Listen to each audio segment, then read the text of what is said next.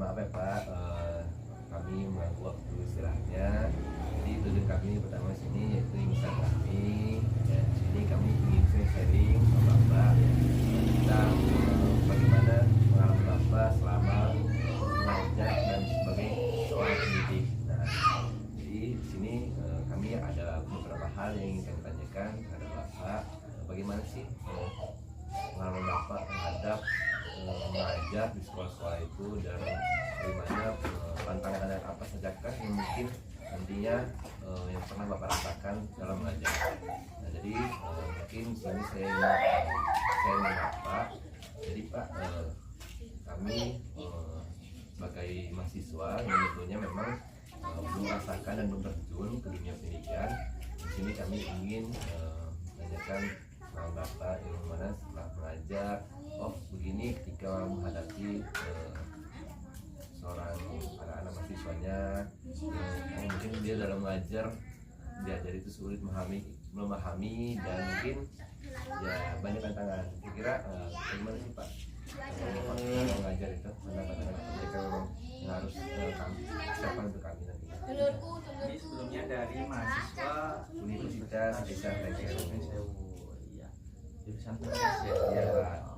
Memang jurusan penjas itu ya sangat diperlukan ya dalam ilmu terkait pendidikan untuk anak, baik nanti anak SD ataupun jenjang selanjutnya ya. Nah mungkin ya ini saya berbagi terkait pengalaman saya sedikit di dunia pendidikan ya. Nah, memang status saya sekarang ini mengajar itu di MI dan MTS, jadi bukan sekolah swasta. Nah, itu tentunya di situ ada perbedaan antara MI ataupun SD dengan MTS yang sekelas SMP, karena di situ juga tentunya masa pertumbuhan anak itu berada di dua fase yang berbeda. Kalau di MI sendiri, nah itu untuk pengajaran itu tentunya harus kita sebagai guru harus lebih aktif, bahasanya mungkin lebih effort ya, dalam segi metode ataupun media pembelajaran itu harus lebih menarik dan kreatif ya. Nah untuk kalau di MTS sendiri, nah itu untuk anak-anak jenjang SMP yang menginjak remaja itu mungkin kita harus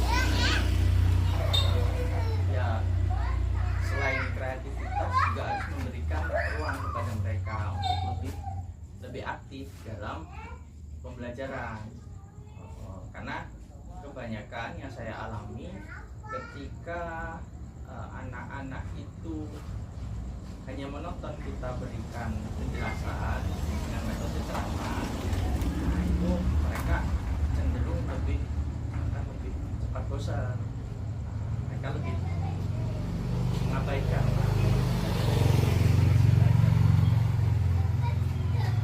Jadi ya kalau pengalaman saya berikan ruang kepada mereka untuk lebih aktif untuk berdiskusi. Jadi guru hanya sebagai pemantik aja bahasanya gitu. Kalau dalam mahasiswa kan istilah pemantik gitu ya. Gitu.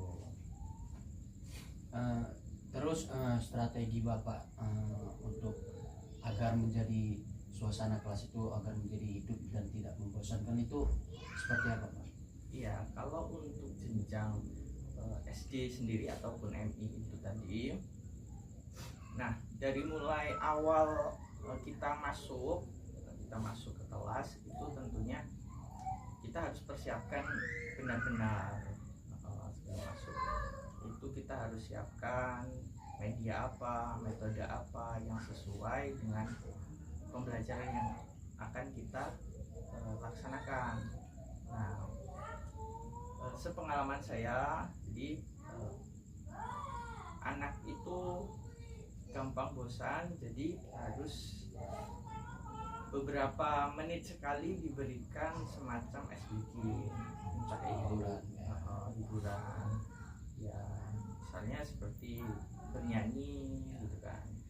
Nah, di awal pembelajaran ketika awal masuk itu dengan sapaan-sapaan yang membuat mereka semangat dalam memulai pelajaran gitu. Ya, sudah dari awal itu dimulai dengan semangat. Setelah itu dalam penyampaian pun kita tidak bisa monoton. Kita harus selingi dengan gambar ataupun dengan musik. Kalau sekarang mungkin zamannya sudah agak canggih ya. Jadi bisa dengan kita tampilkan video lewat proyektor ataupun kita bikin slide-slide yang menarik gitu. Juga bisa juga dengan aplikasi game-game sederhana seperti Roblox, terus Wordwall, nah seperti itu gitu. Nah, kalau untuk jenjang MTS-nya, kalau di tempat saya ngajar sendiri itu karena memang MTS-nya masih tergolong baru, untuk segi teknologi juga belum begitu memadai lah istilahnya. Jadi ya kita cukup gunakan metode-metode konvensional tapi yang tetap menarik dan buat anak itu aktif. Contohnya dengan permainan gitu kan, ada namanya permainan snowball contohnya, misal dimana anak-anak nanti menulis pertanyaan yang terkait materi pembelajaran itu, kemudian mereka saling bertukar jawaban untuk berdiskusi. Jadi saling bertukar pikiran gitu ya. Jadi pembelajaran di kelasnya itu jadi lebih aktif, lebih menarik ya, lebih menarik. Tidak kita yang yang hanya menjelaskan saja gitu. Nah jadi begini Pak, mungkin kebanyakan dari setelah Bapak ceritakan terhadap kami, nanti kami akan terjun sebagai seorang didik. Adapun memang mungkin seorang guru ini merasa lelah dan mungkin capek nih dalam mengajar atau membosankan. Nah jadi motivasi Bapak untuk selalu semangat mengajar itu seperti apa Pak? Ya, yang namanya mengajar pasti kalau saya sendiri mungkin kalau dibilang lelah ya gimana ya, enggak juga sebenarnya, cuman kadang-kadang kita bingung aja mau seperti apa, kita memberikan materi itu mau seperti apa lagi gitu kan, apalagi jika kita bertemu dengan anak-anak yang memang luar biasa di situ. Karena saya sendiri juga beberapa kali menemui anak-anak yang luar biasa dalam artian memang dia punya semacam gangguan. Contohnya misal slow learner, dia punya hambatan dalam segi pelajaran gitu kan, susah untuk menangkap susah untuk menangkap pembelajaran. Nah itu ya, kalau kayak saya hanya berpikir jadi yang memberikan mereka pemahaman itu bahasanya gimana ya, kalau kita di madrasah kalau yang memberikan pemahaman itu kan Allah, jadi kita hanya bertugas untuk terus berusaha memberikan pemahaman itu, sedangkan yang memberikan nantinya itu sudah ada takdirnya sendiri gitu. Nanti kita tetap semangat gitu. Karena memang masalah-masalah dalam segi pendidikan itu banyak sekali, khususnya terhadap anak-anak itu banyak sekali. Contohnya semisal masalah kenakalan, kalau di MTS tingkat SMP itu kan ya, anak-anak masa peralihan dari anak-anak ke remaja ya kan, biasanya banyak kenakalan kan, merokok dan segala macam ya kan. Itu ya banyak faktornya juga. Tentunya saat mengajar pasti Bapak ada pengalaman gagal gitu kan ya, dalam mengajar apakah justru ketika pengalaman gagal kita itu saat mengajar itu ada yang lebih paling berharga itu apa Pak saat kita mengajar gagal? Kan ada motivasi lagi gitu Pak ya, apa sih motivasi Bapak ketika ada kegagalan itu agar lebih semangat lagi gitu? Jadi kalau kegagalan sendiri sebenarnya saya kadang sedih kalau misal ngelihat nih ada anak-anak yang ketika dia lulus gitu kan, keluar dari SD ataupun MTS-nya gitu kan.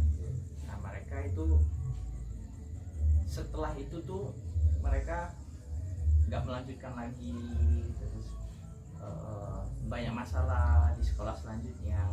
Nah itu kalau saya sendiri merasa sedih di situ, itu merasa sedih. Dan juga kalau dalam hal kegagalan itu sendiri, itu tadi kalau saya melihat walaupun itu juga bukan sepenuhnya tanggung jawab guru ya, betul. karena waktu guru dan di rumah itu lebih banyak di rumah. Nah, sebagian besar faktor hambatan dalam belajar juga ada di rumah. Karena setelah pengalaman saya, sebenarnya yang anak-anak remaja itu, nah, mereka itu melakukan hal-hal negatif karena dari faktor di rumah, Atau lingkungan Pak ya? faktor lingkungan, faktor keluarga. Jadi mereka dari situ akhirnya mereka karena mungkin kurang kasih sayang, kurang perhatian, jadi Terbawa amburadul di sekolah juga belajarnya kurang fokus gitu kan. Nah itu yang kadang menjadikan kita ini sebagai guru sedih karena merasa kurang bisa memperhatikan mereka. Nah, jadi Pak, mungkin dari para siswa ini kan tadi Bapak bilang Bapak statusnya mengajar di SMP dan SD. Nah, untuk SD Pak, kira-kira Pak yang memang untuk dari kita mendasarkan itu memang udah ini tingkatannya lebih mudah nih, sudah bisa kayak saya dari dasar K1 sampai K2 mungkin yang udah lumayan untuk udah ngerti itu dari sebelah Pak. Maksudnya kalau mau Ya kita yang menerangkan Pak. Jadi anak ini udah mulai potong minat dari menjelaskan. yang tidak menangkap Ya, Kan dari kelas 1 sampai kelas 3 itu lebih senang untuk di lapangan. Apa dari kelas 4 sampai kelas 6 itu sudah mulai memahami pelajaran atau kelas berapa? kalau sepengalaman saya, kalau kelas 1 itu mereka lebih kalau untuk pembelajaran itu memang seharusnya idealnya mungkin mereka harus bisa memahami pelajaran ya. ya betul.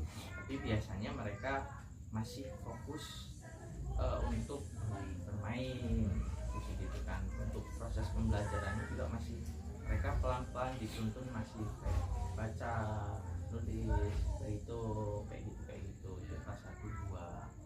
Mungkin mulai kelas 3, 4 ke atas itulah mereka mungkin bisa lebih memahami pembelajaran gitu. Baik Bapak, sebelumnya terima kasih telah sharing-sharing dan berbagi pengalaman dengan kami. Sini kami mengucapkan terima kasih yang sebanyak-banyaknya, dan pun kami mohon maaf jika memang ada pendekatan yang kurang baik dan kami memang kurang benar. Kami izin Pak pamit untuk kembali lagi ke rumah karena bisa ada kesibukan juga. Terima kasih juga karena mau memberikan saya kesempatan. Ya Pak. Semoga apa yang sedikit saya sampaikan tadi ya bisa diambil manfaatnya. Iya. Baik Pak, ini kami izin pamit Pak karena masih ada acara juga.